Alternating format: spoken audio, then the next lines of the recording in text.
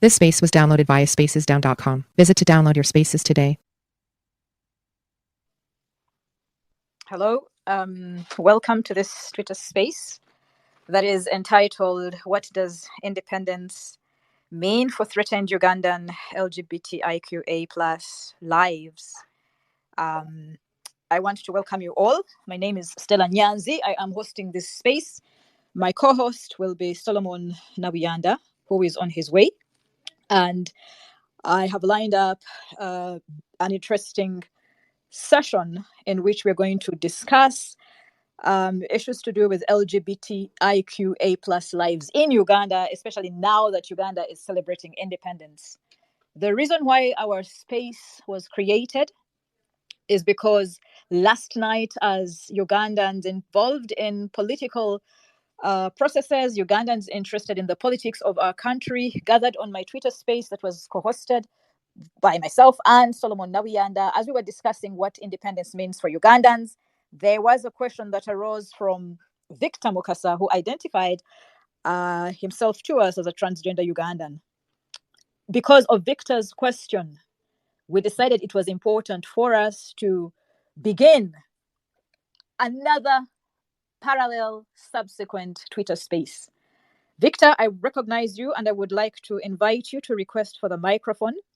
As you do this, I will play a segment from Victor's submission yesterday towards the end of our panel discussion, just as we wait for other people to gather. So Victor Mukasa, you're welcome. If you can request for the microphone so that I upload you to the space. Thank you very much.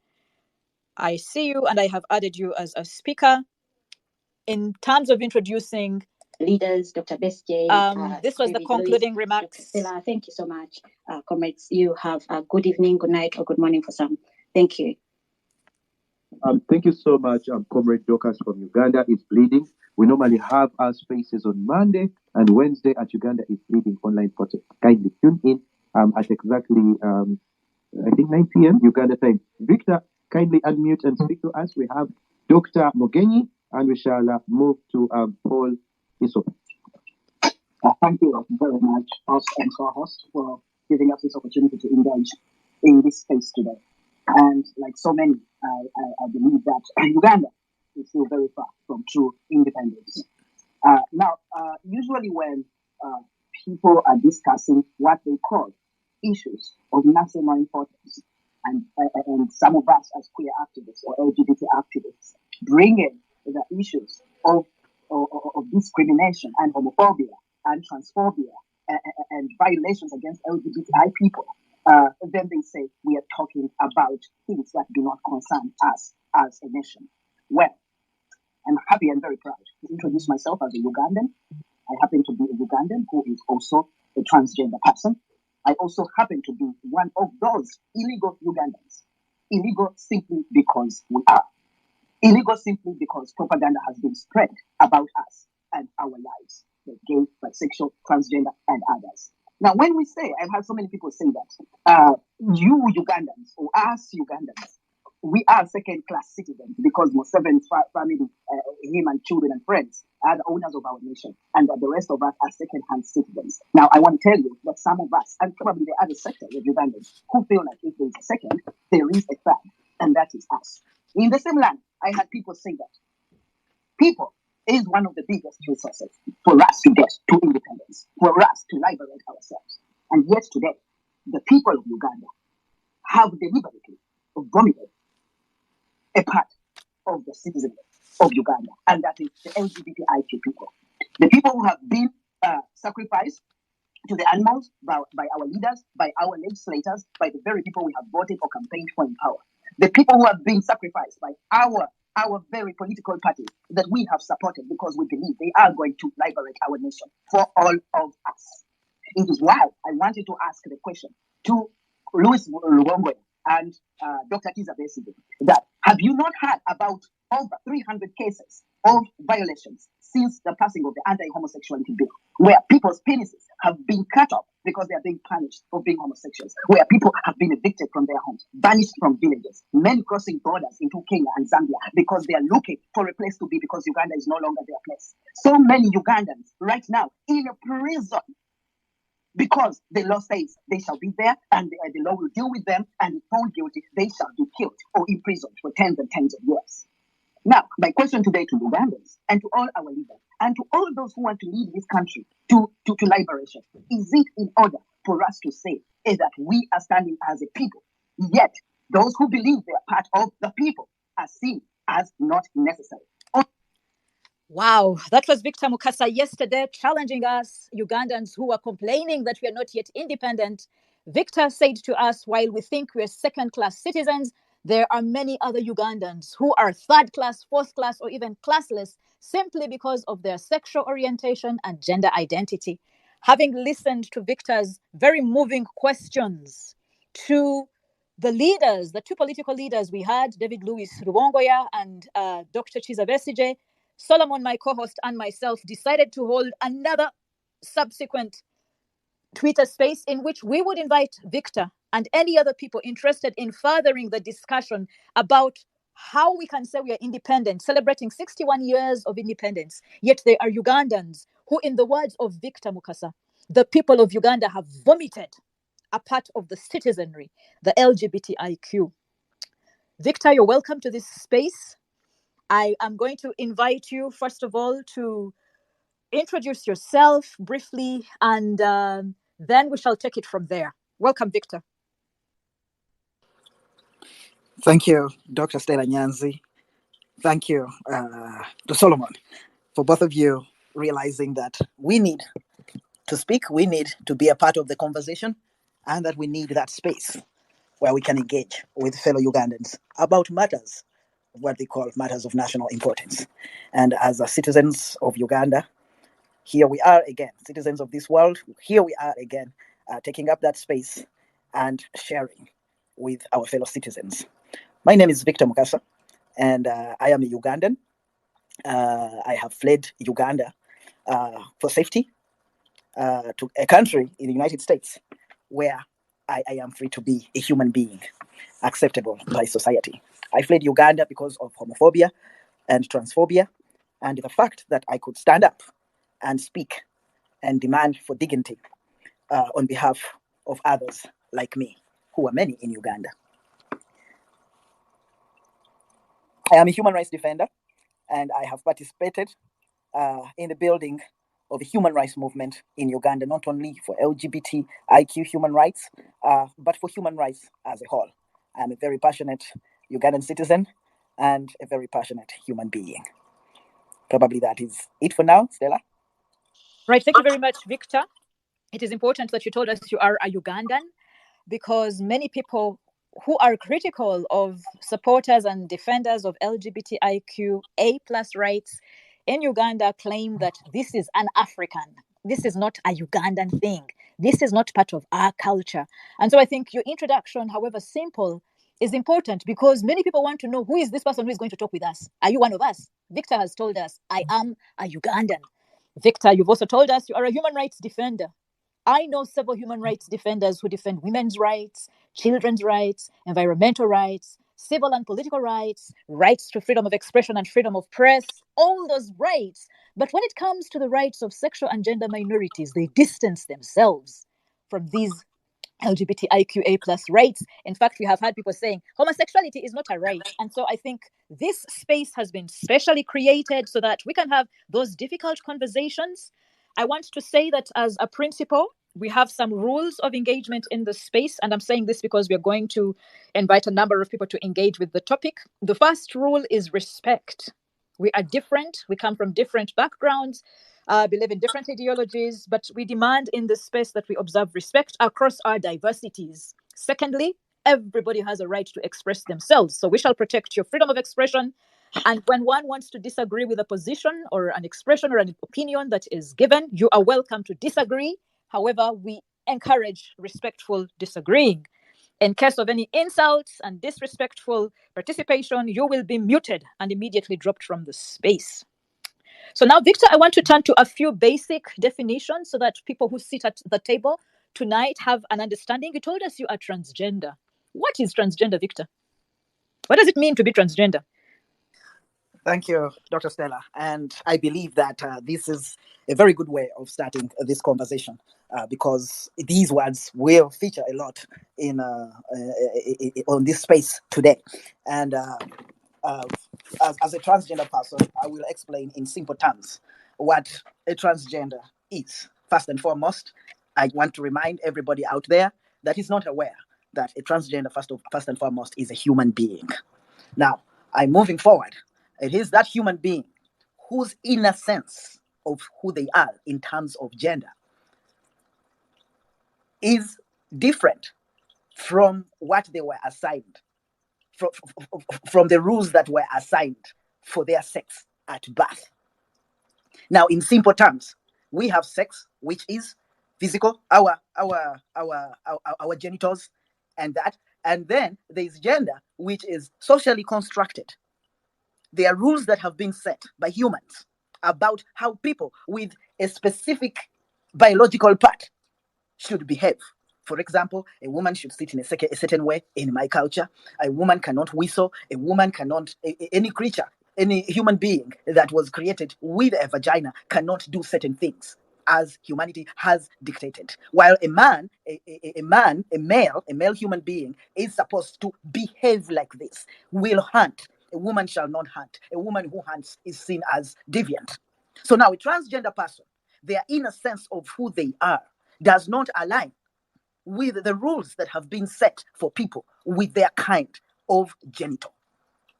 As a transgender man, I was born in a female body. I was born with a vagina. But the inner sense of who I am does not connect or align with what a woman or a human being that was created with a vagina should behave like. Instead, my inner sense of who I am has got me to do things that are seen as deviant by society because they do not agree with the rules of society for the particular sex that I was born in. That makes me a transgender, and that makes other people who do not conform to traditional gender norms transgenders. Right. Thank you for educating us. That's a lesson that I have learned. Are all transgenders like you, Victor? Are all transgenders only people who are born with vaginas and now live as men? First of all, thank you very much. Transgenders are from the different, transgender are either woman or man or will fall along that line, the spectrum. It's a spectrum of identities. A lot of people may be at the extremes. Like me, I believe I am at the extreme end of a woman, of a man, meaning a female, a person who was born female. I am at the extreme of that. That is why I have gone beyond just identifying, but rather using medicine today to actually help me with creating and modifying certain parts of me to align with the gender roles that I play. It is the reason that I have a beard now, my voice has deepened, and I pass as a man in society. However, there are so many other people who are gender non-conforming, and that is the best terminology to use. Gender non-conforming people that fall across that spectrum, that have that may not automatically appear to the person looking at them as male, as man or woman, but rather somewhere in between, or sometimes they appear more as a man and sometimes they appear more as a woman. And it is all the long spectrum of gender non-conforming people. Now, a lot of people will go to the extent of modifying parts of or their bodies entirely to pass as that gender that they believe they are, the inner sense of who they are as society has dictated. And it's only here. It is different from homosexuality, which is about attraction. Sex, gender identity, where transgender people lie, is about the innocence of who you are as an individual and has got nothing to do with the next person.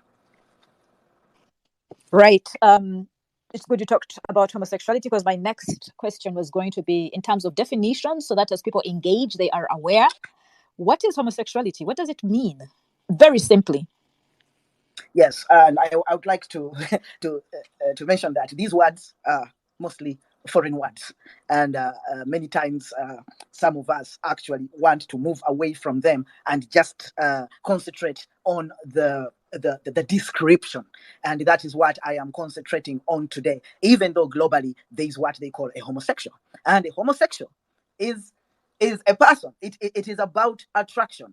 A homosexual is somebody who is romantically, sexually attracted to a person of the very sex that they are. A woman is attracted to a woman. A female is attracted to a female.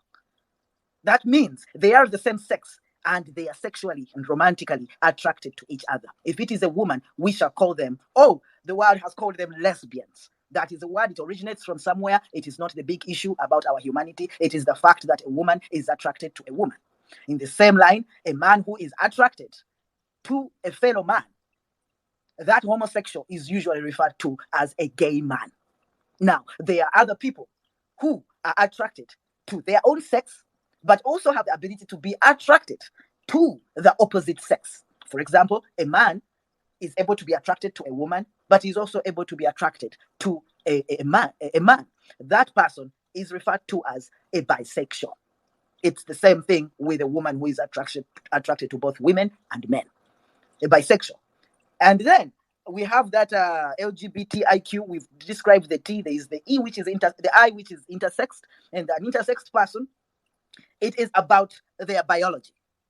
It is not about the inner sense of who they are, but their biology, their genitals, and other organs that are connected to that.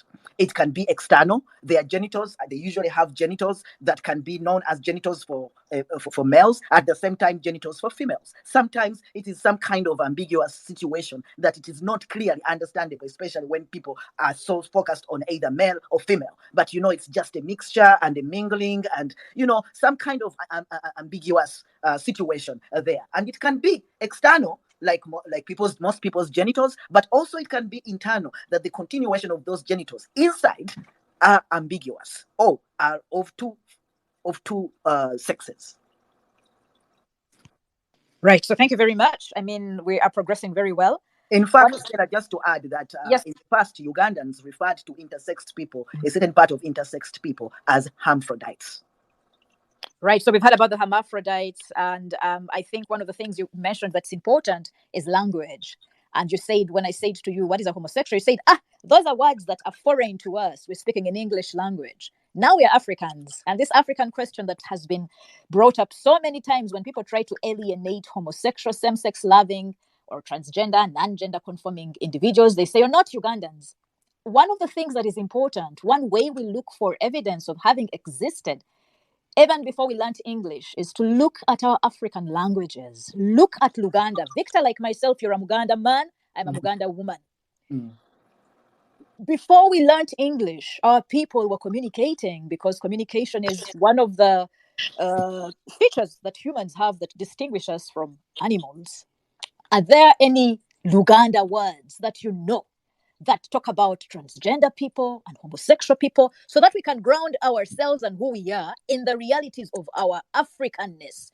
What is a transgender man called in Luganda? What is a homosexual called in Luganda? Let's start there. Basic. We want to claim our independence as members of Uganda, who belong within our African culture that is a part of Uganda.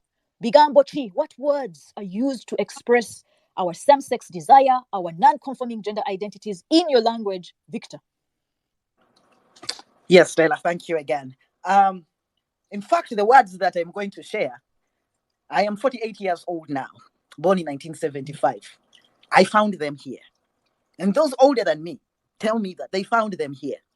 And also when I read, I'm not a very good reader, but when I read, and I read about the history of Uganda and of many other African societies, I find that they are words that were used to refer what today we call homosexual or transgender. In Uganda, for example, in my language, I have heard people call us abasiyazi, a word that did not start yesterday, a word that did not start in Amin's regime, a word that started who knows when words were made in Uganda. And that word is abasiyazi for plural, or musiyazi for singular. A lot of people see it as a derogatory word. It is a very abusive word today for so many people. I've had political activists refer to those they don't agree with as HCS. You know, they begin to use it as a word to insult another. However, for us as Baganda and those who use the Uganda language for expressing themselves, we have accepted that we are Abasiazi, as our forefathers and mothers put it, and that we are proud to be Abasiazi.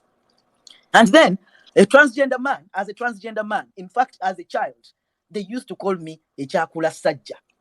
A Chakula Sajja meaning, you know, like a direct translation, it grew like a man. Now, this was a young girl in the village who expressed themselves as a boy, and that is me. And they used to refer to me as Chakula Sajja. Both of those words, whether descriptive or just one word, they are words that were created by our forefathers and mothers and others. Now, it goes beyond that. I host a show on Facebook called Echimeza Chabasias every Sunday at 7 p.m., 8 p.m. Ugandan time. And I asked somebody who is already here in this space, Purity, what Omusias is in Ruchiga, Ebuchiga. And she actually gave me a word, which I wrote down, but I cannot find it. But there was a word that she said. That is the word from Bachiga. And that is a tribe in Uganda that has existed as long as other tribes in Africa.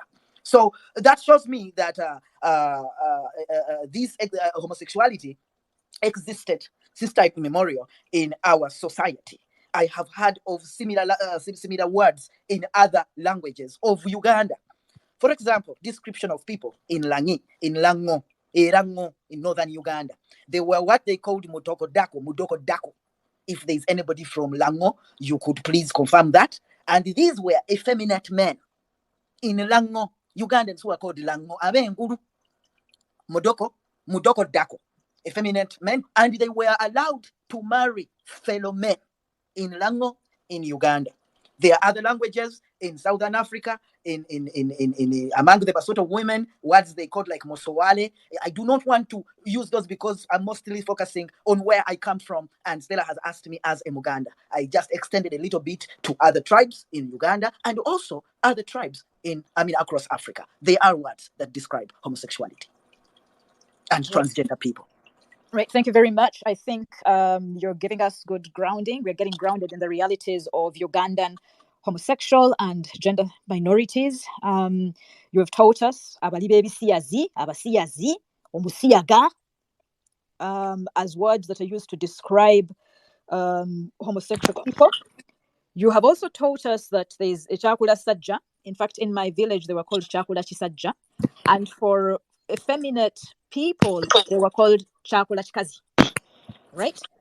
I want to move on and say that we shall focus on Buganda. And when I open up the space, if there are people who want to share the names, the local African names of same-sex sexuality, this language we found. If my grandmother said Abasiyazi, I cannot say it is not a Lugandan name or label. If my great-great-great-great-great-grandmothers recognized Chakula Chisajja and Chakula Chikazi, and sometimes they were Echikule nga tebakitegera. Echikule was a person whose gender identity was totally unpredictable.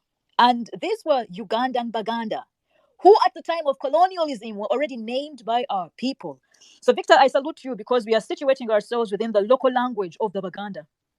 And I want to move a little bit on away from language and move to cultural expression in history before colonial times, before the colonizers came. One of the issues we have is that there is limited literature in the archives.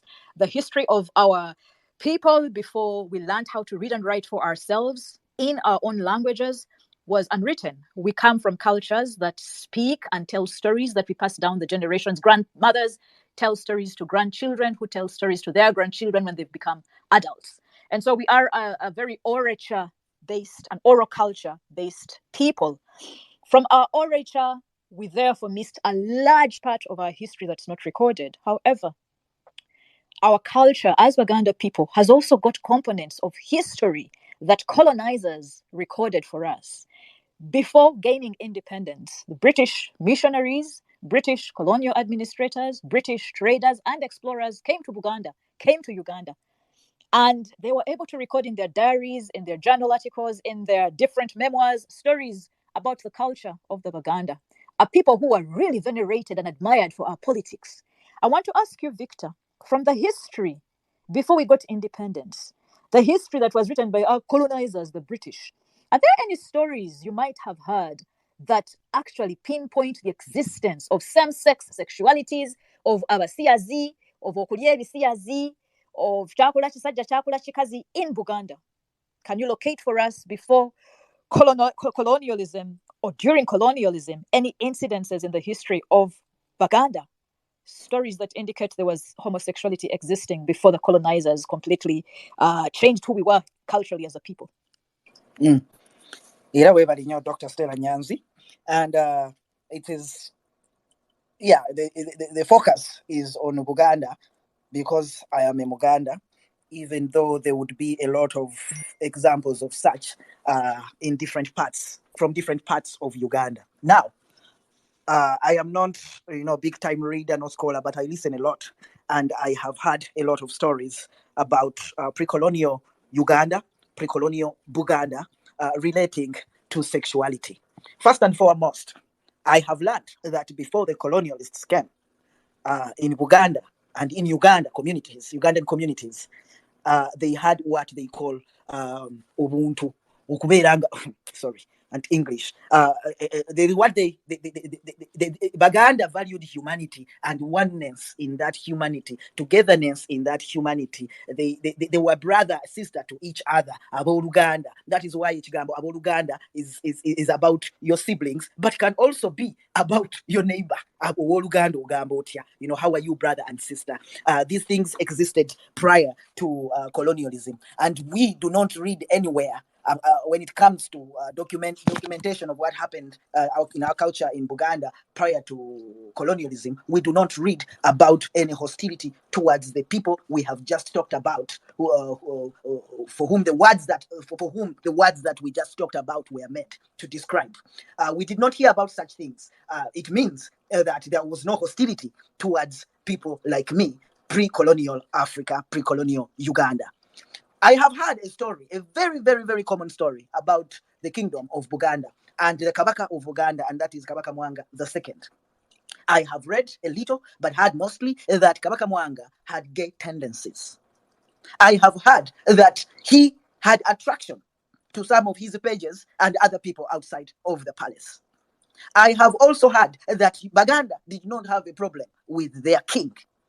In fact, I have learned that man or woman, female or male, referred to the king as Baffe, meaning our husband.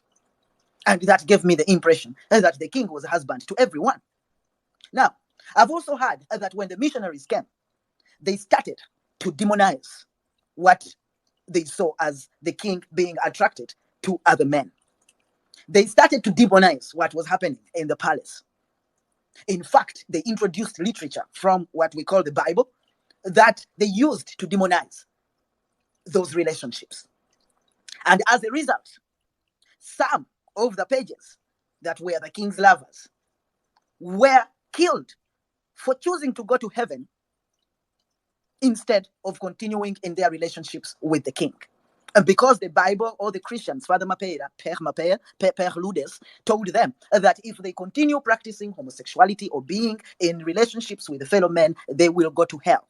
We have the Uganda Matters today as those who were punished for turning away from what they normally did in the past. Now, other things related to that story are to be questioned, of course. But we know that the king of Buganda, it is public knowledge, Kabaka Mwanga II, who was a king before and during colonialism, was a gay king, or is a king who had gay tendencies. But moving beyond Uganda, because Africa is Africa, we are African. It is borders that have separated us or divided us, again brought by the colonialists. We have other places like Angola. Angola had a queen, Queen Zinga, who was a man king, very loved and respected by the pre-colonial people of Angola.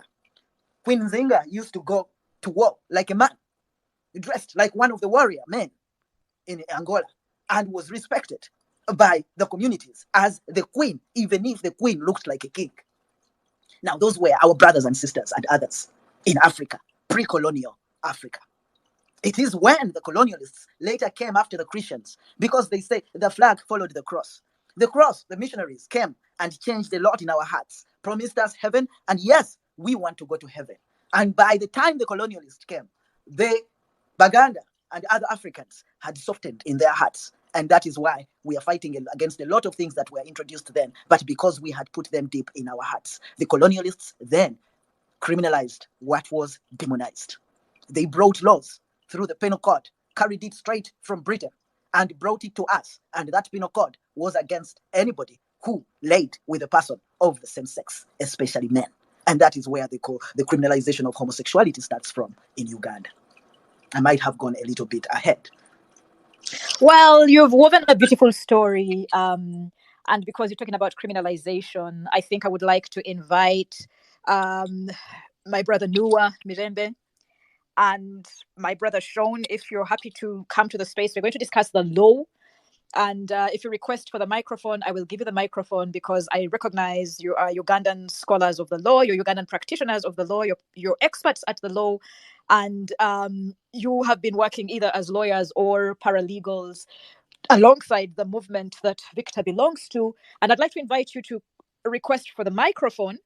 I will upload you to the space, and you will work with Victor on discussing the law, because I think one of the tools that we see an active hand of colonizers instilling in Uganda, exterior influence, foreign influence, is through our legal statutes, our laws. When we become a country, the country we are celebrating was created by colonizers, and we are celebrating, those of us who are not, are crying about the claim around independence in 1962, October 9th, when the Union Jack came down and the flag of Uganda went up.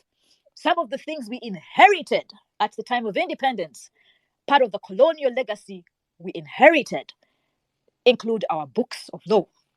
Noah, I want you to pick up from where Victor stopped, and I'd like you to very briefly and simply tell us about the pre-colonial and the colonial position on the law governing homosexuality. Was there any law in Uganda governing same-sex desire? What about the colonizers? When they came to us, what law did they introduce? What did this law do to our homosexual Baluganda, the people who are our own, our Uganda, our brothers and sisters, our community members? What did the law of the British do after they became our colonial administrators? So, Noah, I'm inviting you to sort of give us a very simple breakdown of pre-colonial legal regime governing same-sex desire, homosexuality, gender identity, and then the colonial one. And then we shall look at what happens at independence. What do we inherit as a people, and what has led to the 2023 anti-homosexuality bill? But before we go to the post-independence moment, draw us a map of Uganda before independence. Thank you, Noah. Thank you very much, Stella, for having me today. And thank you, Victor, for your contributions as well earlier on. I've enjoyed listening in. Good evening, listeners in Kampala, Uganda, everybody, everywhere else across Africa and across the world. Thank you for your audience today. My name is Noah Mirembe, a trans man, a Ugandan transgender man, born and raised in Kampala, Uganda, and recently relocated or located in the diaspora now. Unfortunately, I've had to leave Uganda, like many of our other comrades and siblings, for reasons of seeking both safety and also, I think, well-being. I think is what a basic survival that a lot of people are looking for.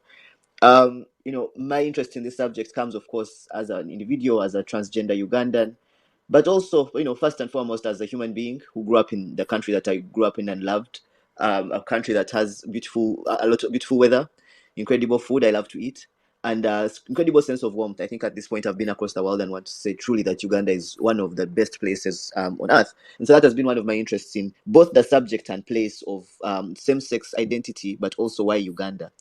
I'm trained as a lawyer, and so a lot of my interest in the subject also came about because of my knowledge of the law and trying to understand, why is the law interested in us? Why is the law interested in our bodies? Why is the law interested in telling people who they are?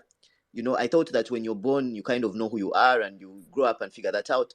But actually, later on, as you learn that a lot of that is already determined for you in terms of the requirements to have births and deaths registered. For example, that when you are born, you'd have to be assigned a certain kind of characteristics, and that those assignments therefore become criteria for a lot of things. They give you access to different parts of society, different information, different groups, and so on and so forth.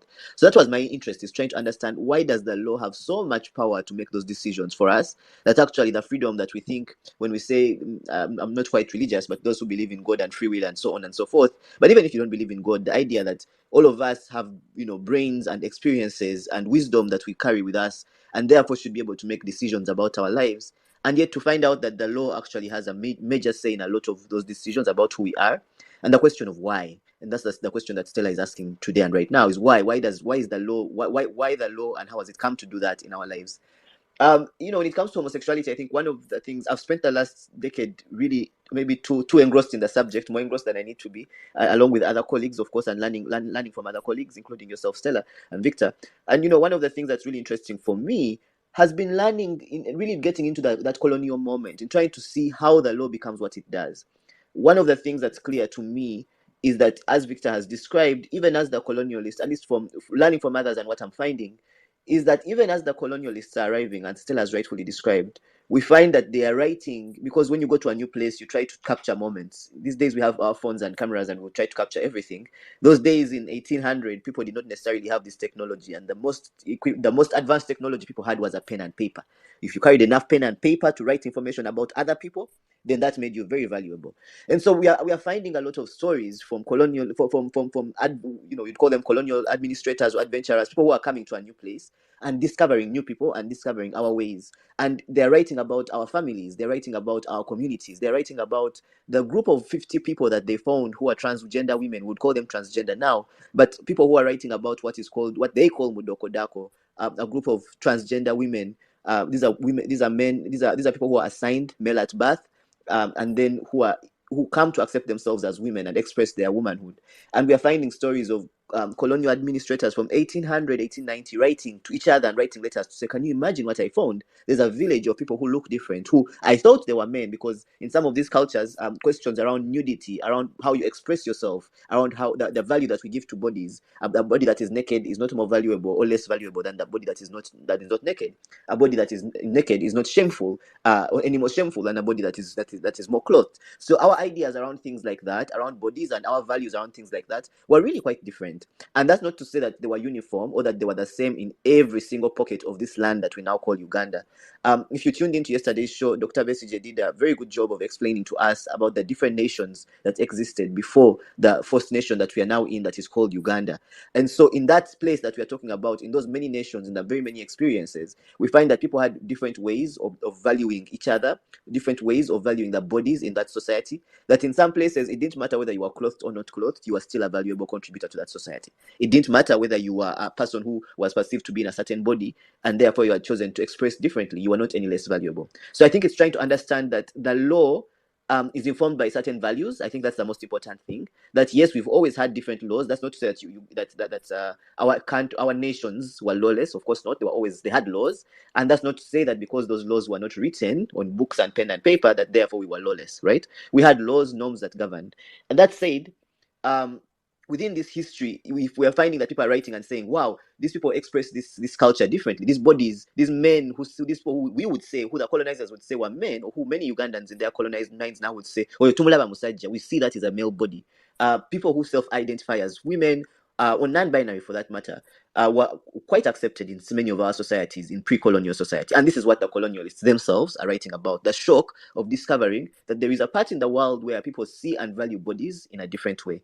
And that is truly what the battle of the law became at that time. A big part of what the fight or the contest, in fact, the contests, and in fact fight, I would say, because it was violent in the sense that if you did not agree, or if people did not feel that that you were following the laws, then you would end up either imprisoned or you'd lose out on economic and other political opportunities, as we are seeing today. And again, the things I'm talking about today were really discussed a lot by Dr. Besige yesterday when he talked about the challenges of becoming one nation, or the challenges of regaining our sovereignty.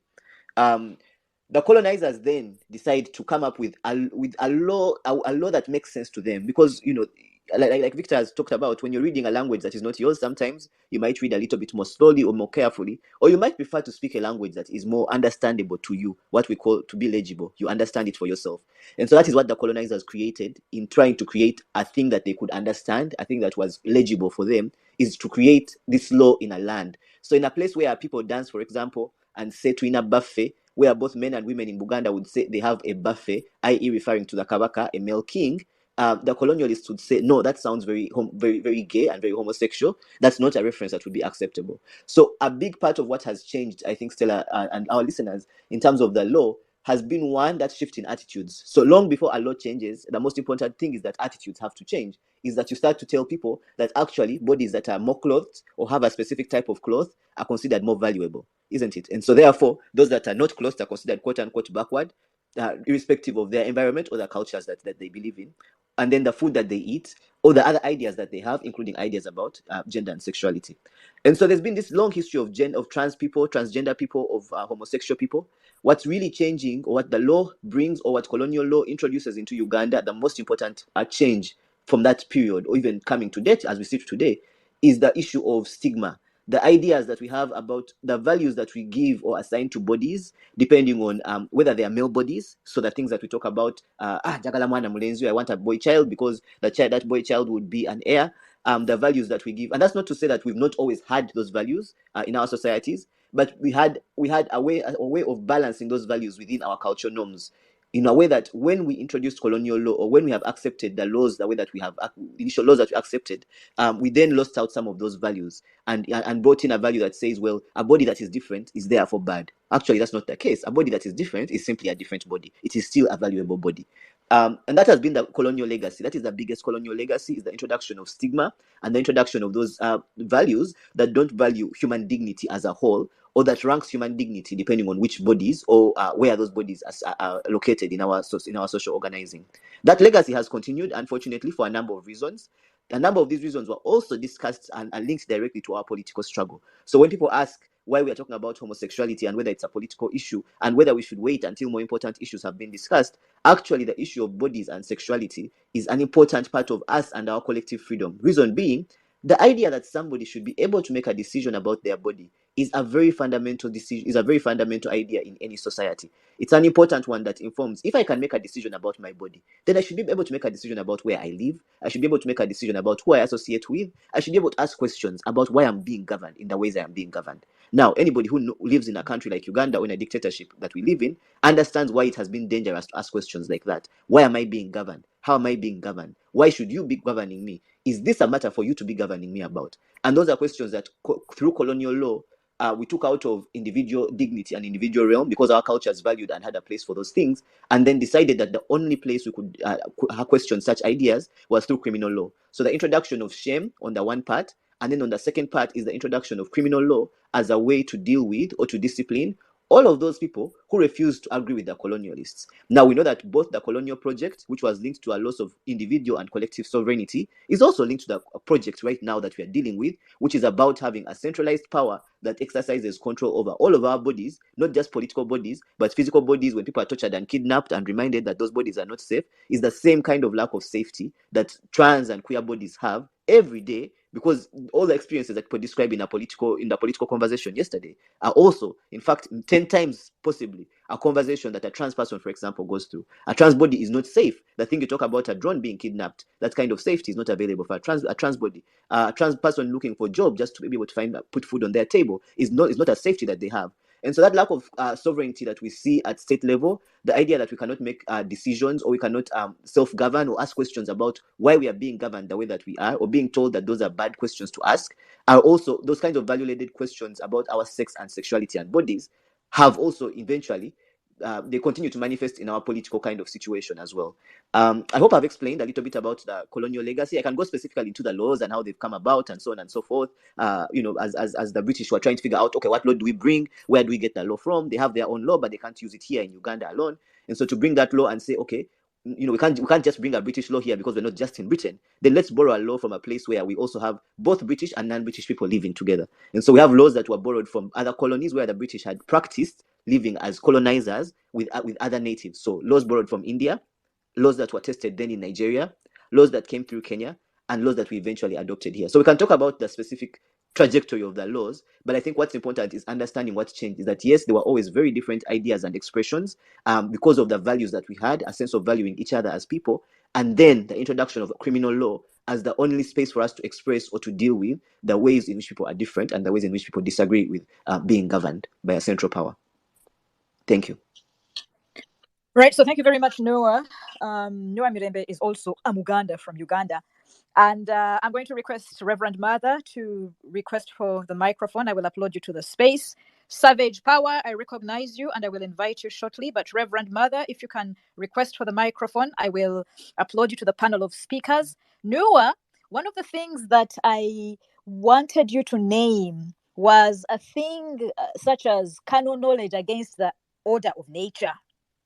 Canon knowledge against the order of nature is the name that colonizers gave to the law against homosexuality. And it is written in our penal code.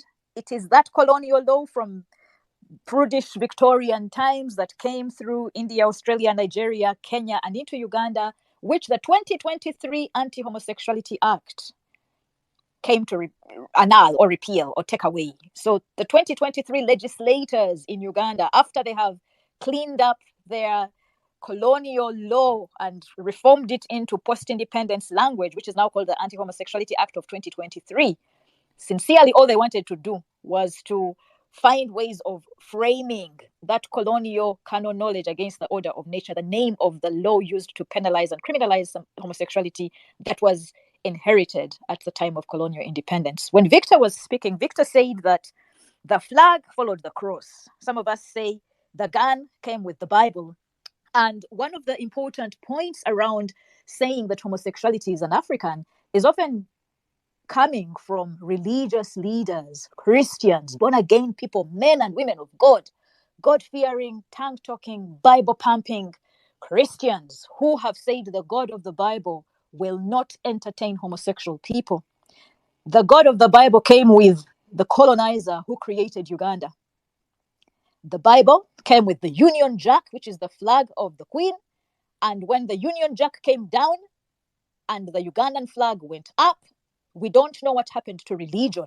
So I want to invite Reverend Mother, a beautiful, beautiful, beautiful person that I have known for decades, I think 2 decades now, to come and talk to us about the claim by Ugandan clerics, Ugandan born-again members of parliament, the Ugandan president, the Ugandan first lady, all the Ugandan Christians and Catholics and born-again people and Muslims as well, who say that the God of the Bible and the Quran cannot stand people who are homosexual. Reverend Mother, unmute your mic and talk to us. This God that you are a reverend for, you'll introduce yourself. Who are you? How are you? How do you live together with God as whoever you are? Welcome. Thank you so much, Dr. Stella Nyanzi. And I'd also like to acknowledge Victor and Noah, who have spoken already. And indeed, let me start by celebrating all Ugandans and also especially LGBTIQ plus Ugandans and our allies. I am a great friend of Uganda. I love Uganda. I have visited Uganda twice. And I think that for me, the battle is not necessarily a battle against religion or for religion. What I do know is that so many things happen and so many things go wrong. Let me start by introducing myself a little bit. My name is Reverend Jide Macaulay. I'm from Nigeria, but I'm currently based in the UK. So I'm the founder of House of Rainbow. House of Rainbow is a Christian community that is created purposely to support LGBT Christians on reconciling their faith and their sexuality. Now, I might say many things this evening as I have the opportunity to speak, but I just want to remind people that if you forget anything that I say, remember that GAY, the word gay, in my opinion, in my belief, means God adores you, God accepts you, God accommodates you. So and I think that if we start from there, hopefully we'll be able to work with people that have been hurt by church, by religion, and so on and so forth. Yeah, religion has been seen as a problem. But I personally do not believe that religion is a problem, but people are the problem. It is not only homosexuality or being transgender that is condemned by many religious people or religious communities. Our way of life was criminalized. Our religion, the African religion, was called witchcraft, was called voodoo, all of those things were criminalized, even by colonial laws. We need to look into the history very well. What I often say, I'm not here to defend religion in Africa. I know that currently there are many bad religious practices. I've seen people say that, they should kill homosexuals, supported by very senior clerics. This is not the way of Jesus. Jesus said, what good is it to love those who love you? Love your enemies. Jesus Christ said, love your neighbors as yourself. And I like the fact that Victor said something earlier on when you asked the question, what is a transgender? A transgender is a human being, period. There is no question about it. I have the great privilege to work, between 2015 and 2019 consistently in Southern Africa and also in East Africa. So I've come to learn more about the people and the culture. But when it comes to religion, I think that we need to understand that religion has its place and its purpose, and it's always very good. But unfortunately, we know that there are teams of people that are very conservative, and we can date it back to colonial days. During the colonial days as well, there were people who objected to this level of homophobia and abuse of African religion and many more. And I'm sure I'm not going to be the scholar tonight, but I believe that there are many scholarly, well documented information about resistance to the way that people were implementing, religions and law. Of course, we can hold the British accountable for the British colonial laws. There's no doubts about that. But we also need to hold the religious communities accountable, for the bad interpretation, the bad mistranslation of scriptures. And I'll give you a quick example. In 1946, to be clear, the translation committee for the Revised Standard Version, had a meeting, believe somewhere in Canada. Now, when they had the meeting, they actually decided to include the word homosexual in the Bible text, especially in First Corinthians, First Corinthians chapter 6, verse 9. They include the word homosexual. The word homosexual was supposed to replace things like sodomy or something of that nature, or men who pretty themselves. There are different translations of scriptures, but unfortunately, in 1946, the word homosexual was introduced. It was actually challenged in 1946 by someone just by the name Reverend David. When he challenged it, you understand me? They accepted the challenge, but they did not do anything to remove it because it had been passed in the resolution that this is a correct translation. But as you know, this is more than 75 years ago. That same Bible has gone to do harm because people believe that it was an original and authentic translation of the word. It was not. So when I say today that the Bible does not condemn homosexuality, nor does it condemn transgender at all. It is the bad translation, the misinterpretation. And one of my hope is that LGBT people like myself, I'm a Reverend gay Mother? man myself. Yes? You're back. Please proceed. I'm a gay. Please proceed. Yeah, thank you. I'm a gay man myself, and I truly believe that when we come to study the scriptures ourselves, we will find so many truths. We will find out that our relationship is with God, not with government and not with humanity. But we need the government to understand the freedom for assembly, the freedom to practice our faith and our beliefs. And that does not remove the fact that African religion and deity are also very important. Not only, we heard about people, condemning homosexuality. Now we're also hearing about some Christian groups that are going around destroying African shrines and the peaceful gods of that Africans are celebrating. They were actively going out and destroying temples that are dedicated, to the gods in Africa. That is wrong. So, I know that the pain is there for many of us who are LGBT. But I'm here to reassure you that God loves you just the way you are. The only thing I'll also say is that in creation itself, God made them male and female. We understand that. But God created humankind. And it will be unwise, to conclude that God made only one man and one woman for the purpose of procreation. God created many people, of diverse sexuality and diverse sexual orientation, of diverse race, right there in creation. And the evidence is there in Genesis itself. Because after Cain killed his brother Abel, he got a wife from another family. We have to be open in how we understand scriptures and understand where did Cain's wife come from if he was not part of that family of Adam and Eve. So we need to understand that. And I think that it is a shame because the church has an opportunity, a clear opportunity, to correct the mistake and make the record straight. But they are pushing back.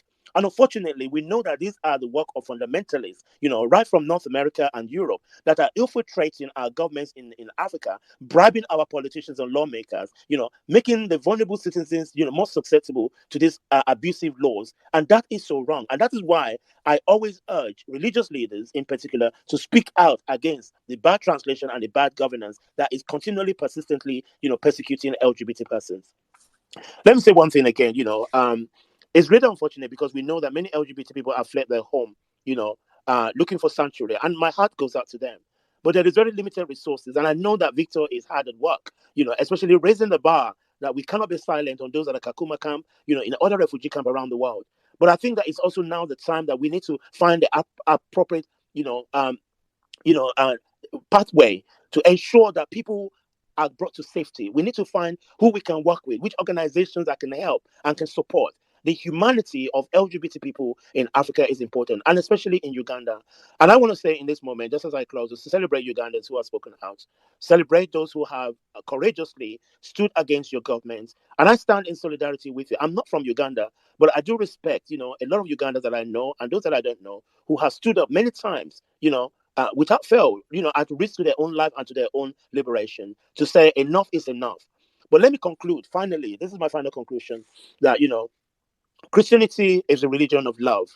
And if you do not find a church, whether at home or abroad, that welcomes you just the way you are, it is not your home church at all. There are churches around the world now that are open, to inclusivity. And I'm really excited, and I'm hoping, that people will be able to find the right place for them so that they can reconcile their own faith journey and their sexuality and celebrate all of who they are, which is part of God's creation. Thank you. Right. Thank you very much. You said you are not Ugandan, but you are African. Nigeria is Africa. If Uganda is discussing her independence, Nigeria, who is also a former British colony and got independence, will be discussing the same question around African independence today from British colonizers. I want to thank you for telling us gay means God adores you, or God accepts you, and God accommodates you. Gay, African, Christian, right? Gay, African, Christian, and ordained cleric of God, serving God. Thank you very much, Reverend Mother. This space is your space. And I think for me that you have complicated the conversation around independence for LGBTIQA plus people in Uganda. From the different contributions so far, what we can skim and sort of summarize is we have a flag that is foreign, but it is a Ugandan flag. We have religions and scripture that was translated and retranslated. That is foreign. But these religions are now part of the Ugandan religion. We have laws that are foreign in Genesis, but now we have made them Ugandan laws. We have a language of communication, English, the official language of Uganda, is foreign. But it's now our official language. Yes, I'm a Muganda, I speak Luganda, I speak Kiswahili, but the language with which I communicate as a Ugandan to other Ugandans and to the world is from my British colonizers. It's foreign. The government we have is foreign. It's still colonial, still takes over the oppressive colonial power of the British. What we call home, when we are seeking for home, when home becomes dangerous, we flee and get safety in foreign lands. We seek refuge, maybe not at home, but we go to foreign lands. We look for safety in foreign lands. And so as people are busy telling homosexual Ugandans, transgender Ugandans, non-conforming gender identity Ugandans that they don't belong, a lot of what we call and hold dear as Uganda is foreign. It is colonial legacy. But we forge a way ahead and create a future as Ugandans in this post-colonial, post-independence moment. And so for me, just thinking through what it means to claim independence for heterosexual people and think that we can afford to murder, to kill people who love differently, people who express their gender differently, based on foreign notions of what personhood is for Ugandans, is unacceptable. We must start thinking for ourselves. We must start thinking for ourselves, Ugandans, even as I express myself in English. And that's a very simple point I've made, but it's profound. We are Ugandans forging a nationality out of the ashes of colonialism. Uganda in itself is a colonial creation. We are spiritual beings. Some of us have forsaken our African traditional religions. Some of us practice our African traditional religion alongside either Christianity or Islam or whatever else. But we are in constant negotiation of who we are as a people. If we cannot embrace all of these other ways of being human, why can't we embrace liberation and humanness of queer people? For me, it's a very simple question. If I'm fighting for liberation of Uganda as a freedom fighter in the opposition, why don't I see the same liberation struggle and freedom that queer people in Uganda are trying to fight for? I haven't come to lecture. I want to open up the flow. Mama Stella Nyanzi osobola okwogerako nange? Ogenda kwogera mbadde ngenda gamba I want to open the floor. Bw'onoddamu okusalamu nja kujja ku space yange ku blocking. Lindako mbadde ngenda kuyita. Kati muting eddoboozi lyo. Muting, Thank you very much, Savage Power. I pulled you up to the space so that you can speak, right? But before you speak, unless it's burning. I can give you 2 minutes to speak, Savage Power, because you have interrupted me. But I was going to invite Victor, Noah, and Reverend Mother to first talk about what independence for LGBTIQ people means today. With such a law, is Uganda independent? Is Uganda independent for homosexual people? Why or why not? But Savage Power, I'll give you 2 minutes. Or yogera kubanga olabiko fa yogera dakika bbiri. Then I will invite Noah, Victor, and Reverend Mother to speak. Bannange nakolesa Luganda mwasiibye mutya bannange kuba bidda ndaba live eno erimu bingi ebyokuyiga ate erimu ebyamakulu.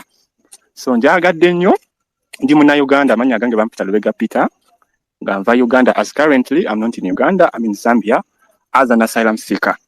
Kungeera nga obadde yogedde Mama Stella Nyanzi kubiri e Kampala ku mirimu tosobola kubeera nti oli musajja ngawe wakireese mu kusooka kyobeera ku mulimu ne bagamba laba oyo omuvuzi w'olupanka.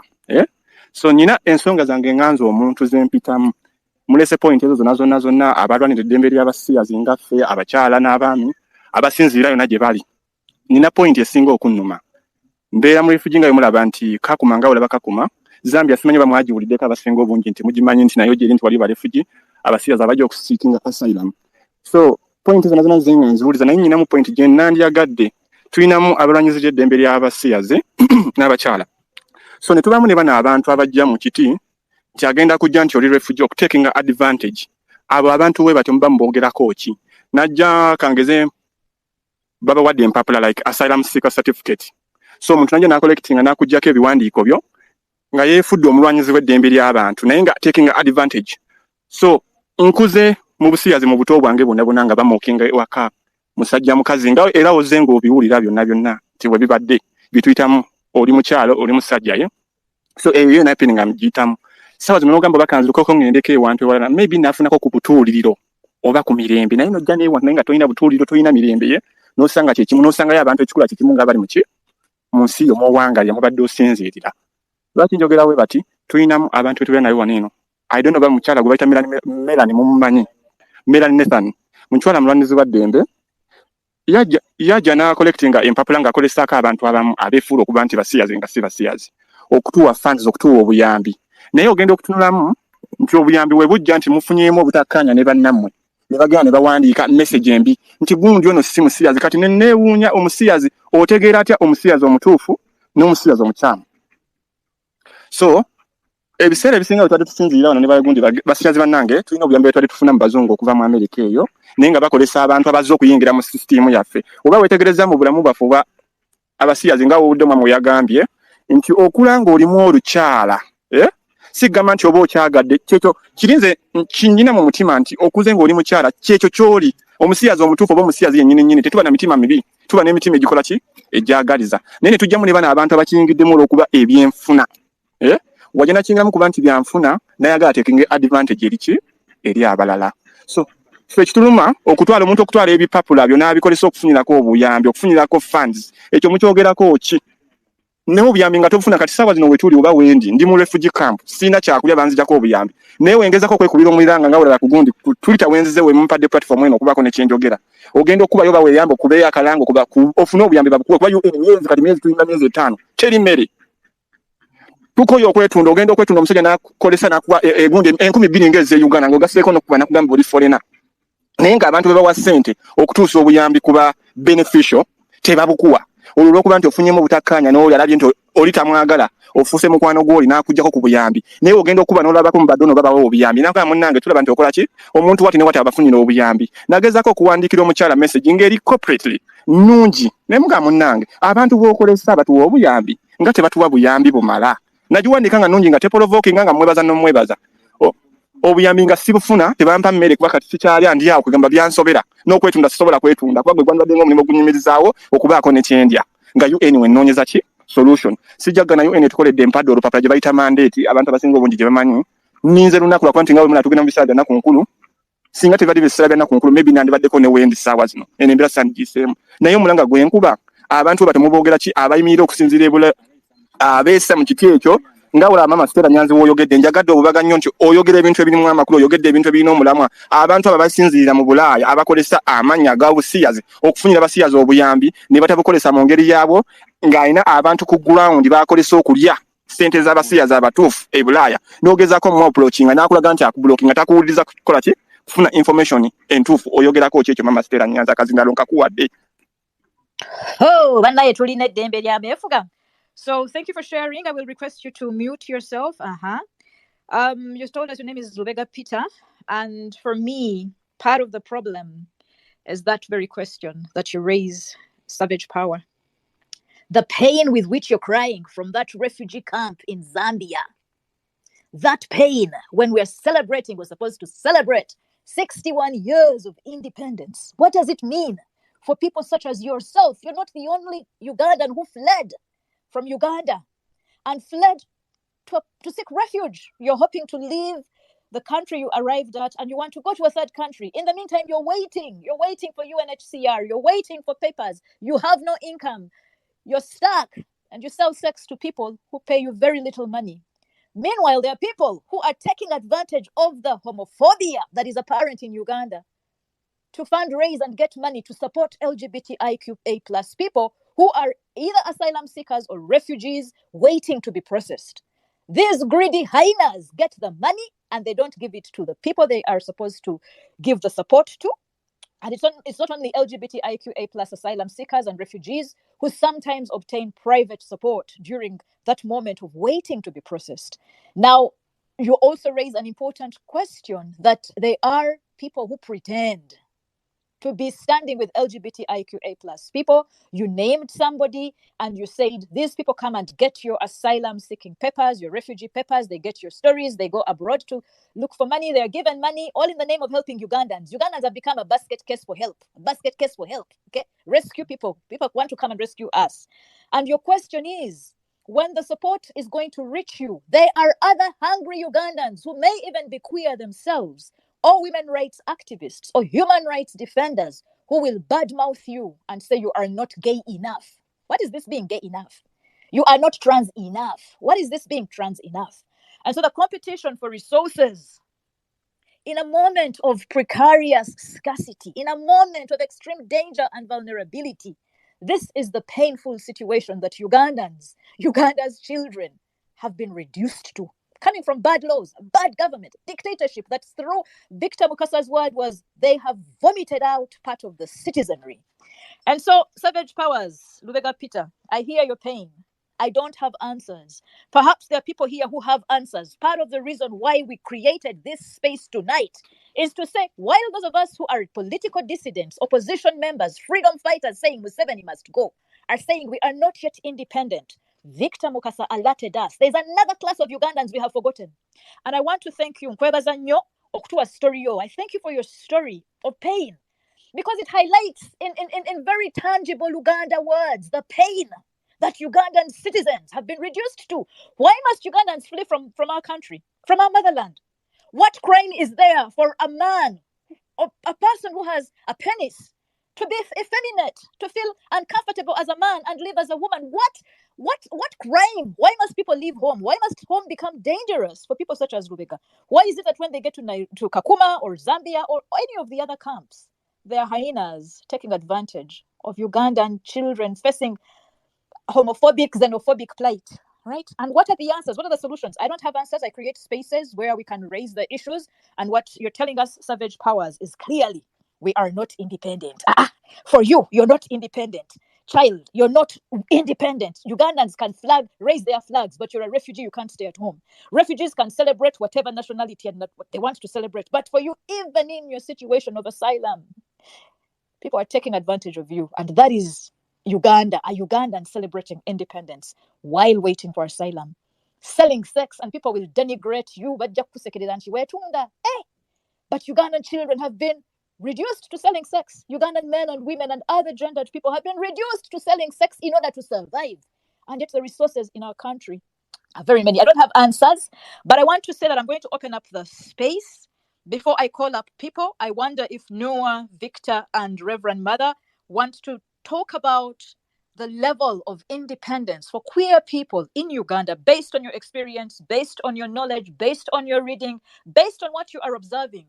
Are Ugandan LGBTIQA plus people independent? And I want to thank Savage Power for opening the conversation brilliantly. As Noah, in that order, Victor and Reverend Mother speak, I will be uploading people to the power to the panel. So if you want to speak, I invite you to request for the microphone. Remember our rules: be respectable, freedom of expression. If you disagree, please disagree respectfully. Noah, do you have anything to say? Absolutely. Stella, thank you so much for holding this space, because even when we don't have answers, some of these questions we sit with. I could hear our colleagues yesterday as well sitting with big questions and trying to figure out how we move forward together. When I keep thinking about freedom and independence, for me, it's always two questions. The biggest question, to be honest, has been a question about borders, right? And why should borders determine what my freedom? That's the number one question. Why should the borders, like where I am, why are we here? Because so many of us here on the diaspora and where we are and whatnot, our sibling savage powers has just spoken about their experience having to leave Uganda to travel to Zambia, and I'm sure they had to cross a few other countries to get there, and they're still hoping to cross more borders in order to get to this place that is called freedom somewhere in the world, right? And for me, the big question is, why should borders be what decides for us what that freedom is? And this is not a philosophical question, it's a very serious question, because sometimes it's a difference between saying this is Ugandan business, the World Bank should not tell us what to do, or the other people should not pay attention to what's happening to queer people because it is Ugandan business, or Ugandan lawmakers have decided. The idea of who gets to claim to be a part of those borders, all of us, I think that for me is a big question, because it asks us to ask our governments, if we say we're all locked inside this thing that is called Uganda, we're all breathing the same air. When COVID comes in, it attacks all of us. When we get onto the border with potholes, we all swing across the same streets, right? Excuse me, sorry about that. I'm recovering from a cough. So it's a question of why should Uganda be any less safe? Why should Zambia be any less safe? Why should safety be outside of where we are?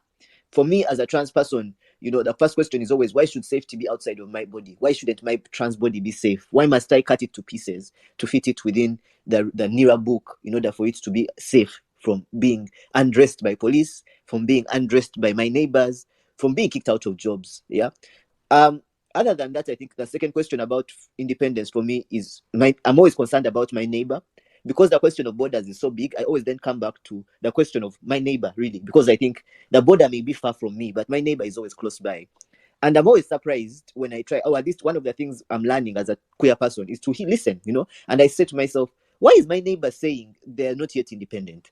Why are they experiencing a different freedom than I am? Why is it, why are they talking about not having a pavement that they can ride a wheelchair on? Why are they talking about not having a roof for the school in the neighborhood? Those are questions that when I ask those questions, I find that it doesn't matter whether I'm a transgender, whether I'm a Ugandan, whether I'm black, whether I'm on an island. I find that actually when I ask those questions, I am truly concerned about my neighbor. So the question of independence is not just about a flag somewhere, because we know that no matter who, the flag over there, that should not be, I think it goes back to my first question, the flag over there should not be what determines what freedom I enjoy, right? So I should not be waiting to say Uganda is independent and then one day freedom will come. No, I'm a person first. I'm a person with dignity. Why is my neighbor suffering? Why don't we have food? Why don't you have medicine? Why are people dying? Seriously, it's a certain death that when you fall sick, a hospital means dying. It doesn't matter if you're transgender, if you're gay, if you're HIV positive, because guess what? All of us are needing that hospital. So the question of independence for me is a question about my neighbor, is a question about what does my neighbor care about? Why aren't they there yet? Why aren't they free? Why are they hungry?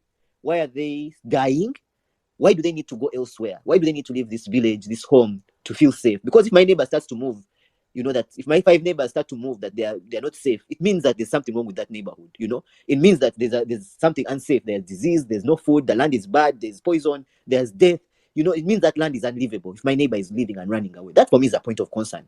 I can't see 2 to 3, 5 people leaving, running from even a table when I'm sitting, even a room, and then I also stay seated. I wonder, I'm like, what's happening? What is my neighbor concerned about? So that's a question for me for independence. So when I see people being tortured because they are youth activists in politics, I'm not feeling like, that's for them. Those are the ones. Me, I'm not a politician. No, because I know what it's like to walk on a street and just somebody picks you up, undresses you and reduces you to your bones because you're just a person who looks different or believes different things. So I'm concerned about my neighbor.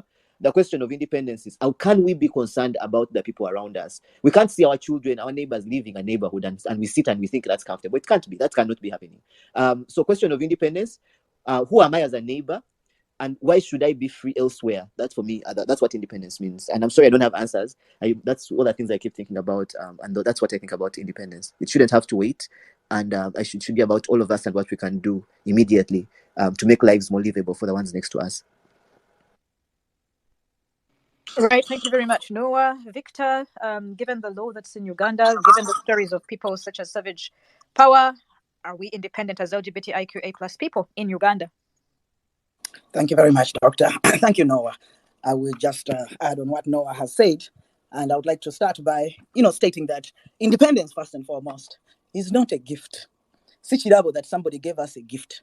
Independence, for me, the way I understand it, is getting back what belonged to us before whoever stole it.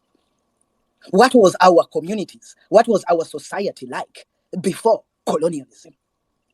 We had the spirit of Ubuntu. We mentioned about Uganda here, meaning my brother, my sister. We had the spirit that Noah is talking about, looking out for each other.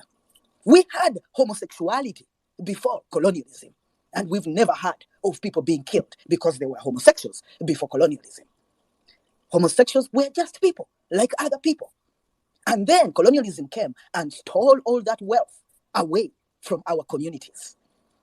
Colonialism came and divided us, basing on specific weird terminologies, like homosexuality. Those were not the issues of African then. Those were not the issues of Ugandans then. The issues of Ugandans were what Noah is talking about. Gundi ali de. Gundi ngabuze. Where is this family? They're crying a lot. Are things okay there? What can we do as a community to uplift them? We did not care as Africans what sexuality people were. We did not care what height they were. We did not care how big a nose, how small a nose they had. We did not care whether they had mirrors, guns, and that or not.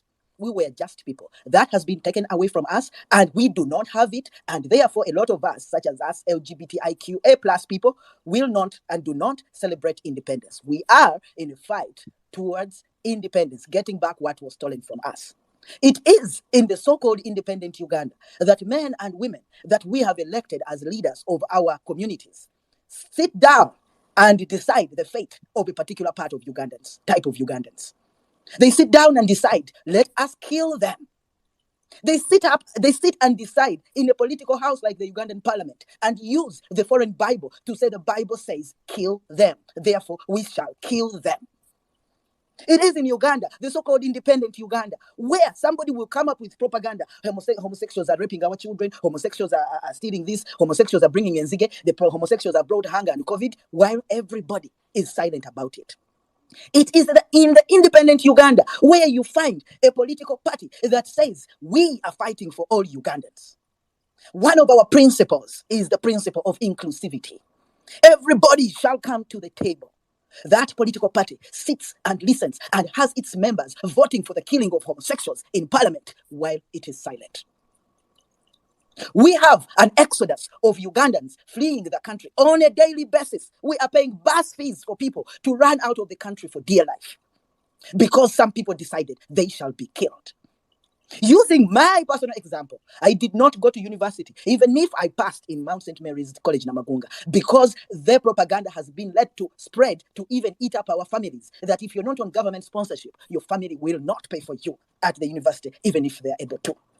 It is in the so-called independent Uganda, where my house was raided in 2005, and the government initially was okay with that because I am a homosexual. It is in the independent Uganda that Standard Chartered Bank denied me a bank account in 2007 only because I am a homosexual, as if my money was going to spread homosexuality. It is in only that independent Uganda where they say we are passing a bill to stop the spread of homosexuality or the initiation of people into homosexuality because they are teaching in schools. And to date, This space was downloaded via spacesdown.com. Visit to download your spaces today. they have not closed a single school because there is no school that actually teaches homosexuality as a subject.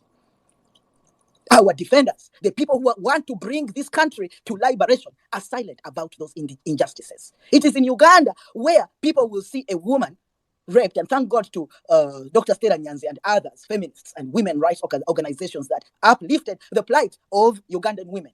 But it was in Uganda where you will see a woman being raped and everybody is silent. Today, they might protest about a woman. But it is that Uganda where you read in the Monitor that a man's penis was cut off after the passing of the anti-homosexuality bill because he is gay, and everybody remains silent. It is in Uganda where neighbors today are just reporting to the police, I think my neighbor is gay, and those people are in jail. We have over 300 documented cases. They've gone through the police, the Uganda Human Rights Commission, and the president is aware of them now, of people now rotting in jail. The only prisoner who matters on the mouths of people on social media is a political prisoner. That means 300, 200, 100 homosexuals can die. But it's in the same Uganda where, as a young Ugandan, I paid head tax, and it was not rejected because I am gay, because I've always not been known as gay. It is in that Uganda where we do a lot of things to uplift our nation, to change how things are. It is in that Uganda where political parties have accepted us in their circles only if we are going to get the BBC World Service to speak to them. But when it comes to their very members campaigning in the Ugandan parliament that kill the homosexuals, they will be silent. And here I'm talking specifically about the National Unity Platform, the People Power Movement, who have remained silent in the face of injustices of the very people who are behind and really thinking about the plight of Ugandans, the poor health system, the fall of the agriculture sector,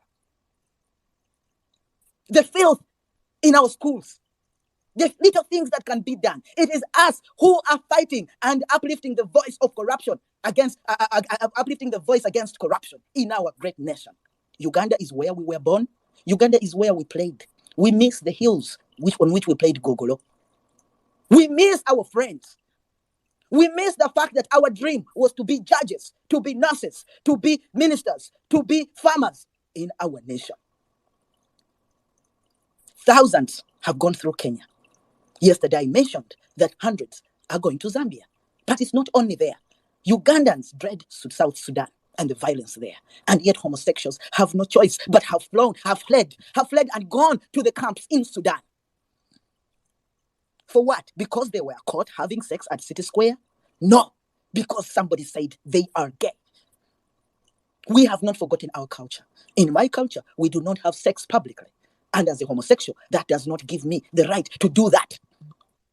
I am a decent Ugandan, and I deserve to be at home. Savage power deserves to be at home. All those that we have lost in Kakuma refugee camp because of homophobia in the refugee camp, because they've been thrown out of Uganda, deserved to survive at home.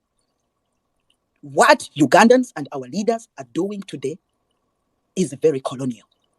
It is not what Africa was made of before the colonialists came.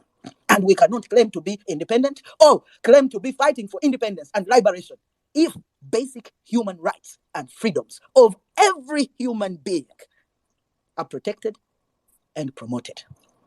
Thank you very much. Thank you very much, Victor. Savage Power, I recognize you.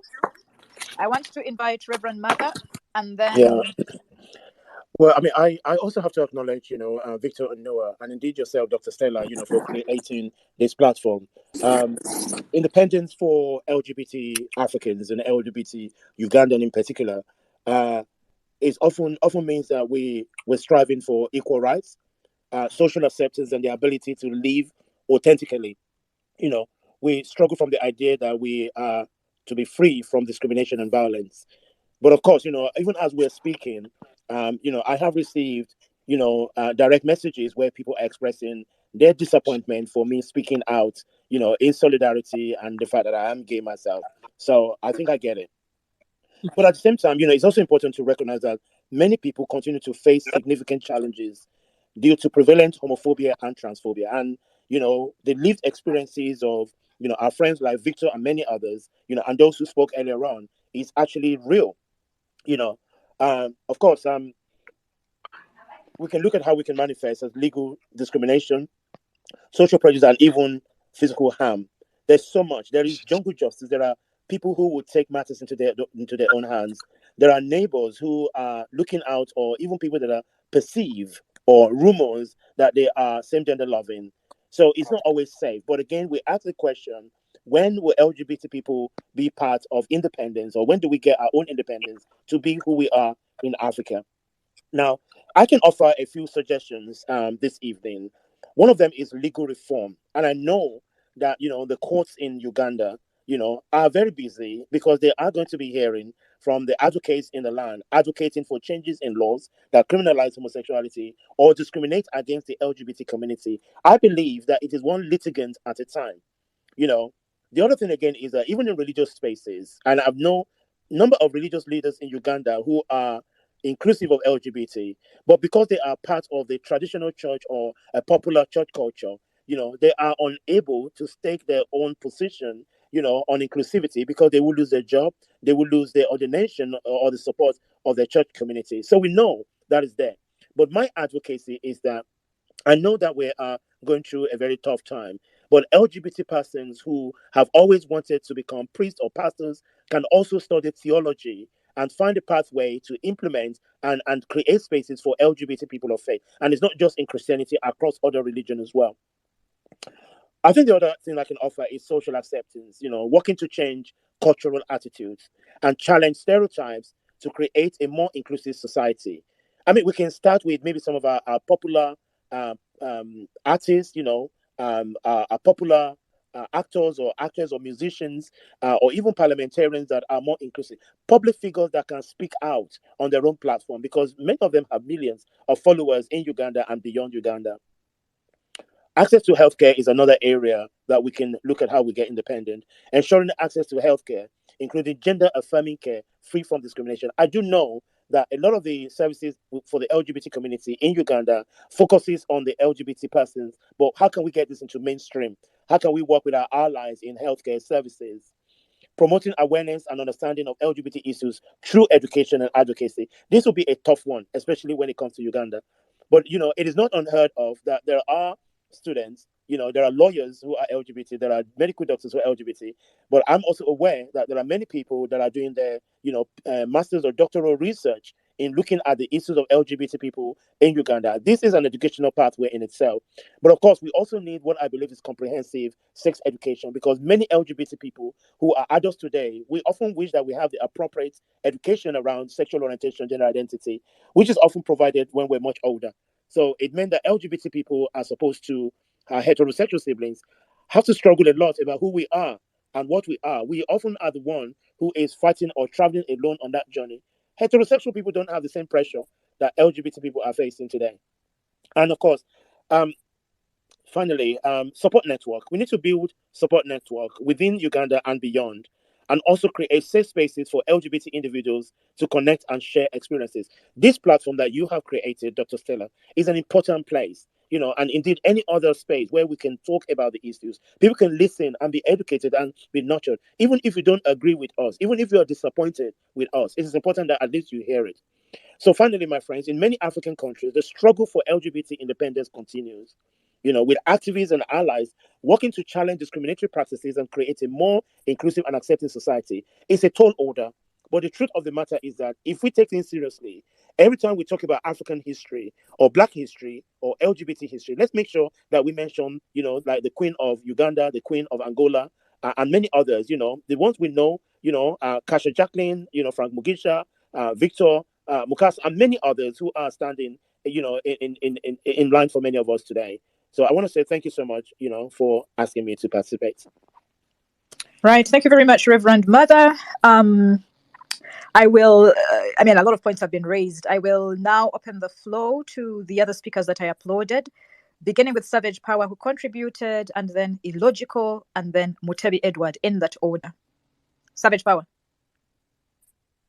Neyanziza okumpa chance endala. Nga we mbadde ngambye mbadde mpadde akati kati then nyina ne point endala gye njagala okugamba. Uganda, yes, is a part of Africa. Ne abantu babanga balwanira eddembe lyaffe oba eddembe ly'obukyala nga nze ndi mukyala gumidde eyenyumiza mu kiti kye ndimu.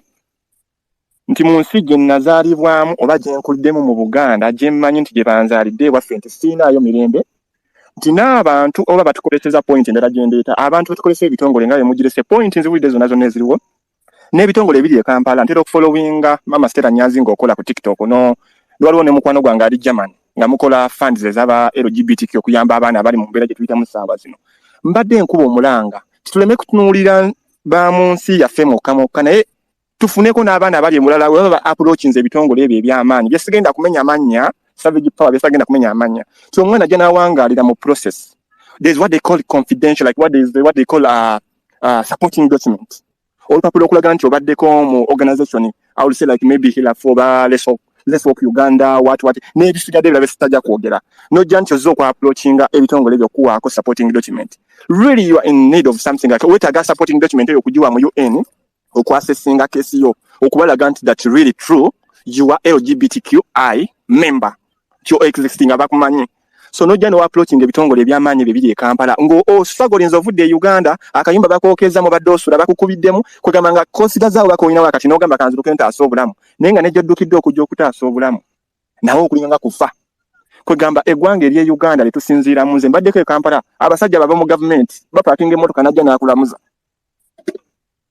naye ate be bamu abayise ki etteeka so n'ogezaako okufuba okulaba nga odduka bannange omusiyazi oba omukyala yenna asinziira mu mawanga asinziira mu ggwanga ly'e Uganda tunadduka paka ddi kuba neetegereza bannange bangi ekakuma neno gye ndi omwana gye ne bamusaba n'asaba gundi recommendation letter mu bitongole ebyo eby'e Kampala nga ogambye so that it's part of Africa. Is it part of Africa nti y'amazike oba y'abantu erina kubeera y'abantu so si mazike abantu bannange baleme okutulabanga ebisiraani oba ebyokoola kuba nze gye nkulidde babadde bampita kyokoola ekitambula nga kikoze ki oba mmanyi kye bayita ekitambo bannange mwenna abampulira ekitambo mukimanyi nze batuka okumpita ekitambo ekitambula ekikola ki ekibaka ne basajja bannaakyo wento we nnakula kuba sigenda kukyusa kiki kyendi Katonda wate we yantonda naye nojja n'otunuulira embeera gy'oyitamu n'olaba munno ng'ayita mu kunyigirizibwa weewaawo mpita mu kunyigirizibwa okw'amaanyi wano wendi naye ogenda okola munno akoze interview ya UN asuubira nti waliyo better life in what in the end naye lwakuba ntalina supporting document emusupporting atakinga kugundi kuki ku keesi ye okumuvinga on na ene nga bamuwadde rejection ogenda okulya nti gundi yetaddeko mu buki omugu waafudde n'ogamba kati nze bannange kiki kyenzizaako oba kituuse ku munnange kiki ekigenda okuntakako oli mu stigma tolina mmere gy'olya olinamu abantu abakutambulirako abakuliirako akasente tokafuna ebitongole biddukiridde basaba obuyambi obakuwe gundi leeta bakugambe bawe emitwalo 5 ag'e Uganda okuwandiika recommendation kwegamba ne weebuuza where are we tugwawa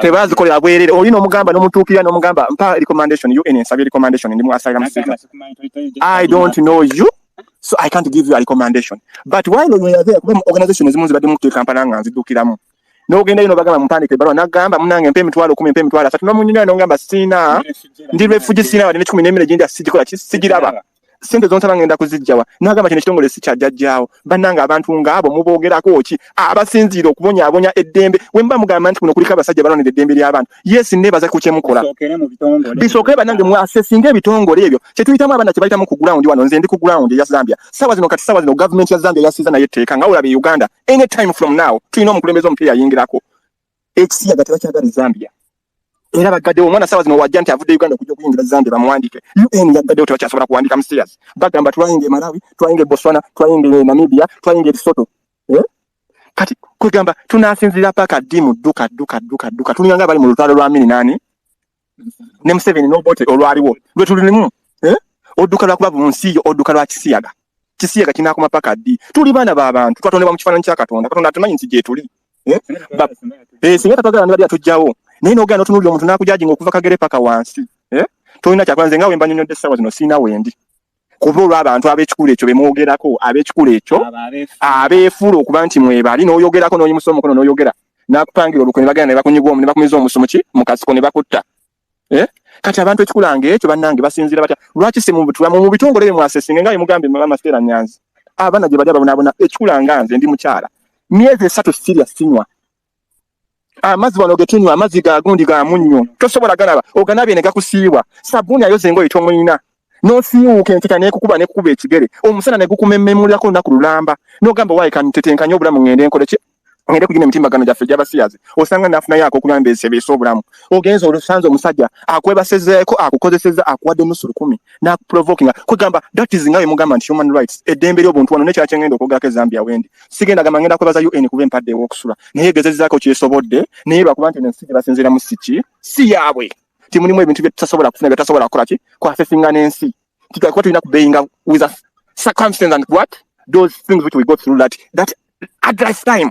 Yeah? Nenga obuyambi babutuwa okuturegistering okutukola ki naye nabo tebalina sources manda ku assessing nti bakuyambe wano kati babo bali mu lutalo ssaawa zino myezi 4 almost nyingire 5 sina kyakulya ebitongole ebisinzire Uganda n'ogenda no approaching ne bagamba nange ndi Zambia mbona sina mmere yakulya munyambe bakugamba kimu tesobola kukolako kubodi out of Uganda naye ng'oli munna Uganda bawadde identity bawadde nationality ebifaananyo appearing mu gundi mu organization zaabwe kulirako nabo nga bakuba ebifaananyo okwakuba tibalina omulugubo omungi okulya kugamba eyo opinion nayo nawe ngitungamba Stella Nyanzi nabo abampulira bannange olabasiyazi bannange bona gye bali tubawe ekitiibwa abakyala n'abaami abayita mu kintu kyempitamu ekiro kya leero bannange mubawe ebitiibwa omwana alina ayita mu challenge eyo n'ava mu nsi ye si kuba nti agivaamu nti aba agyagadde agivaamu lwa muliro abasinga obungi mubalabye abaana betira ne babawa obutwa ne batira mu nnyumba ko tasobola kukiteekinga tasobola kuyimirira talina gyadduka talina gwakwogera naye nze wano wendi tetulinawo baligo advisor nti leero ne wewe bakwate detection tebaliiwo kyogenda genda ogambe mu bitongole nga kangeze waliwo irafu nga walaba Kenya tibalinamu ebitongole ebirwanira eddembe ly'abasiyazi ogenda genda bagamba bannange bakulwanireko bakwogerereko mu UN wano wewe bakwate detection kiba kiwedde you find a way wojja okulya nti omwana yesse yeewadde obutwa kuba agezezzaako buli kimu kiganye Mama Stella Nyanzi emmere oginoonyeza togiraba ogenza omusajja akweba sekejiro kiramba akwadde nusu 10 olw'e Uganda ogenda dukoleramu ki kwegamba nga option joina mukama lwaki tontwala obulamu nagamba oli foreigner so weba wetegereza nti eggwanga eraffe nga mugambe still part of Uganda nga wogira bantu part of Uganda njebaza Katonda gyakoze kinti gyatuwadde nti ba foreigner baba namawanga bawangaliramu nga balina emirembe baba neddembe okusinga ffe bannansi naye ffe abawangalira mu nsi z'abana abantu amawanga amalala engeri gye batuyisamu bannange yanjawulo ofundako mu buzungu bali kusosola naye ngo accessinga gundi services mu naye oze mu nsi Africa your fellow African country naye ne bakuyisa cyane bakubuula nze nave Uganda that 2021 I had $1,000 nga planning nze nziruka Uganda naye I was being treated but I was being stored in the board of Tanzania and Uganda banze ba $10,000 zina ne savings mu akasente kangako omukyala kagenda okumpisamu mu processing nga nzize waneno bakaba ne stakingira ku border nenga buli border ogenda mu oyingiramu East Africa bagamba East Africa oyino safulati vize kuyingiza mu nsendala so bannange tubagambe nti kiki ne bakubuuza ozze kola ki mu Zambia ogenda kola ki mu Zambia naye ng'olina okunoonya ky'olimba otuuse n'otula ku UN nabo ne bakugira bannayuganda bannansi banno boolabirako ddala ne bakuboola bannange pain eyo gye nnyina gye mutulamu nga bwe mubyogera bannange pain eno gye njogera nga mugiwulira ndi mukyala agumidde ndi mukyala awa abalala bakyala bannange ekitiibwa kye bayitamu bannange we mba musobola oba wali asobola okumpulira tuleme kutunuulira abaana ba Kampala ne tunuulire n'abaana basinzira mu nkambi abaana nga talina kyakulya nga approachinze ebitongole ebiri e Kampala mubawo obuyambi bannange gwegwo omulango ogwange Mama Stella Nyanzi kale tweyanziza nnyo mukyala munnange Savage Power Lubega Peter.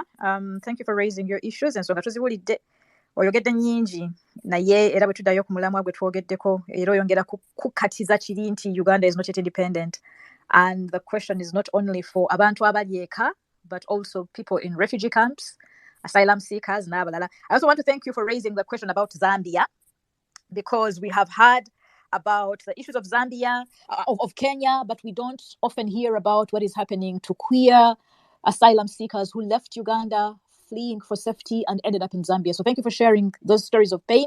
I hope there are people on the platform who will perhaps follow you up. I think right now for me, it's to create a platform where the issues are raised. One thing I want to say, when Savage Power was talking, they said that they see me on TikTok raising funds for LGBTIQA plus people. I have not fundraised for any LGBTIQA plus person or cause since 2012. So any call for funds using my name is fraudulent and must be reported. I am not fundraising for any LGBTIQA plus people. And my friends who are running fundraisers know that because I am not in Uganda, I am unable to account for any money or contribute towards accountability process. So I do not participate in any fundraising activities, but I raise my voice, amplify issues, and all who have requested me to share their fundraisers, I have not accepted. I'm not advertising for LGBTIQA plus people or anyone, especially in this season of my own exodus out of Uganda. So in terms of proceeding, illogical, it's your turn to speak. Please unmute yourself if you're still there. Yes, hello. Yes, we hear you loud and clear. Oh, thank you, Stella. I would not want to speak. I'm sorry I sent a request, but I would like to give chance to other people to come on. But I just wanted to say one small thing.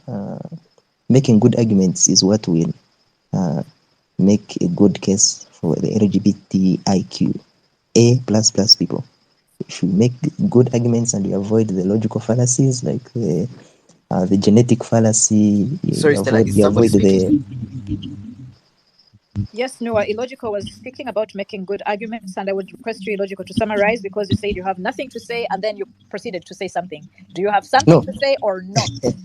I had nothing to say about the topic, but anyway, have a nice time. Thank you very much. In terms of people who want to argue about logic, some of us believe in both logic and so rationale, but also emotionality. And sometimes the story of one person, however illogical it is, may be the only evidence that needs to be presented to sway people. People's stories, people.